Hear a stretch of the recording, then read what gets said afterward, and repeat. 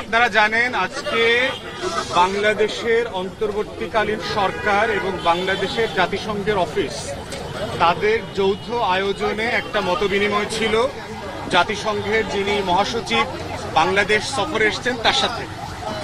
এবং এই সফরে বাংলাদেশের দুইটা বড় স্টেক হোল্ডাররা উপস্থিত ছিলেন। তার ভিতরে হচ্ছে আপনার 5টা কমিশনের চেয়ারম্যান ছিলেন এক পক্ষে, কয়েকজন উপদেষ্টা ছিলেন, আর দ্বিতীয়ত হচ্ছে বাংলাদেশের রাজনৈতিক দলগুলোর প্রতিনিধি ছিলেন, যে রাজনৈতিক দলগুলো আছে তাদের প্রতিনিধি।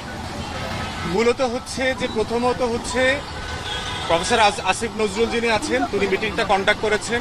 কন্ডাক্ট করে উনি 5টা কমিশনের সাথে পরিচয় করিয়ে দিয়েছেন এবং 5টা কমিশন কি করছে তারা তাদের চেয়ারম্যানের কাজে একটা ব্রিফ সামারি তুলে ধরেছে। তার পরবর্তীতে হচ্ছে আমরা রাজনৈতিক দলের পক্ষ থেকে আমরা কথা বলেছি। রাজনৈতিক দলের পক্ষ থেকে এবি পার্টির পক্ষ থেকে আমরা 2-3টা জিনিস বলেছি। একটা হচ্ছে জাতিসংঘকে আমরা ধন্যবাদ দিয়েছি যে গত 16 বছরের ফ্যাসিবাদী আমলের সময় বাংলাদেশের জাতিসংঘের অফিস তাদের যে আন্তর্জাতিক জেনেভা ভিত্তিক মানবাধিকার দপ্তর যেটা আছে তারা বারবার আমাদের জনগণের পক্ষে দাঁড়িয়েছে, মানবাধিকারের পক্ষে দাঁড়িয়েছে, গণতন্ত্রের পক্ষে দাঁড়িয়েছে। সেগুলোকে আমরা সেই কাজের জন্য ধন্যবাদ দিয়েছি।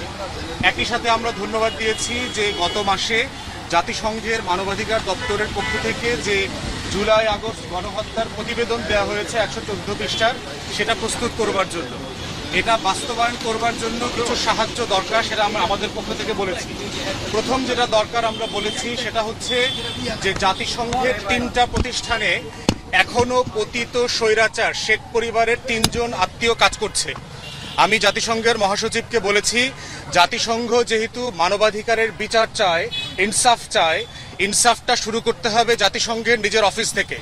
এবং এই 3 জনের ব্যাপারে বলেছি যে বিশ্ব স্বাস্থ্য সংস্থায় শেখ হাসিনার মেয়ে কাজ করছে, ইউএনডিপিতে মানে সুশাসনের উপদেষ্টা হিসাবে ববি কাজ করছে, রেহানার ছেলে, এবং রেহানার ছেলে ববির বউ কাজ করছে আইওমেতে, মাইগ্রেশন অর্গানাইজেশন যেটা আছে সেটা ব্যাংকক বেস, সেখানে কাজ করছে।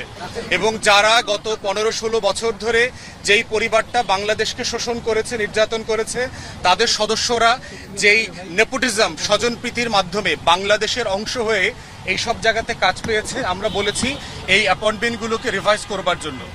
দ্বিতীয় পরামর্শ দিয়েছি সেটা হচ্ছে যে বাংলাদেশে মানবাধিকার, জাতিসংঘের মানবাধিকার কমিশনের একটা অফিস 2 থেকে 3 বছরের জন্য অস্থায়ী মেয়াদে চালু করার সুযোগ আছে কিনা। তাহলে গণহত্যার বিচার, মানবতা বিরোধী অপরাধের যে বিচারের দায় বারবার এসছে, এই বিচার প্রক্রিয়াটাকে দেখাশোনা করা, এটাকে যদি কোনো টেকনিক্যাল অ্যাসিস্ট্যান্সের প্রয়োজন আসে আন্তর্জাতিক মান রক্ষা হচ্ছে কিনা, যেন এই বিচার প্রক্রিয়া নিয়ে ভবিষ্যতে কোনো প্রশ্ন তৈরি না হয়, তাই জাতিসংঘ যেন সেই মানটা ধরে রাখতে পারে।